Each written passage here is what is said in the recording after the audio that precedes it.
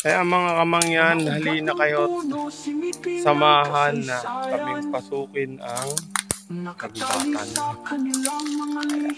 kagubatan. Ayan na. Paahon na po.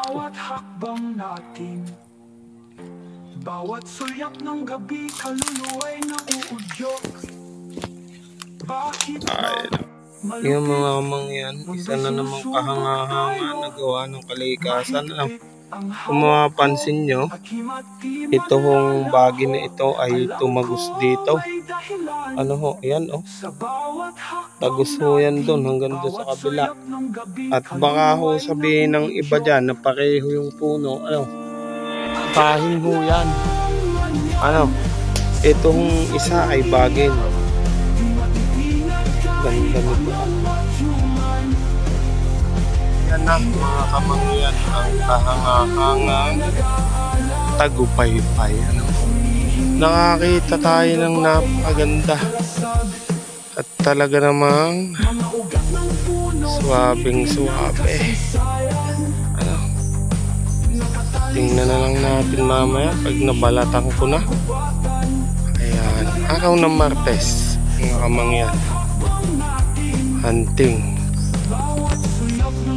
Ay mga kamangyan, sa wakas ano, ito yung kalimitan na hinahanap ng mga magsusugal at sabungero. Ayan, sinasabi kasi nila talagang pag natagpuan mo yan ay hawak mo yung swerte. Yun yung kasabihan nila mga kamangyan, no? Ng mga sinaunang sabungero. Ayan.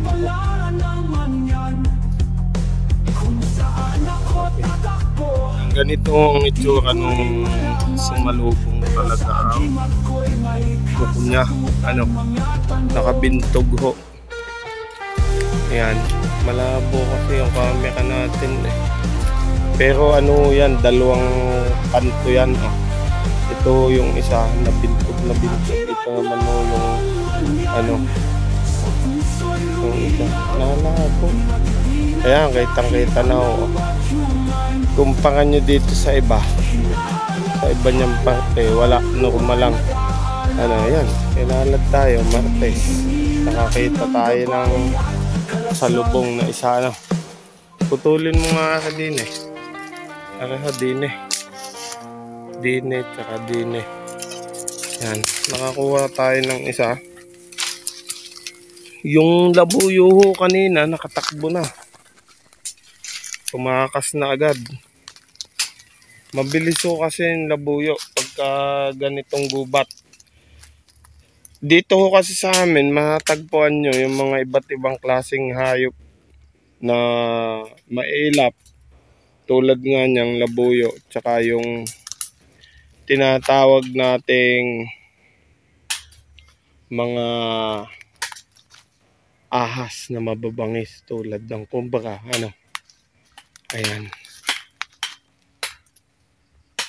Sumukal na sobra dito. Yung hinahanap kasi natin mga kamangyan pang isa dito sa ganito, ano, yung pong salubong naman yung sanga.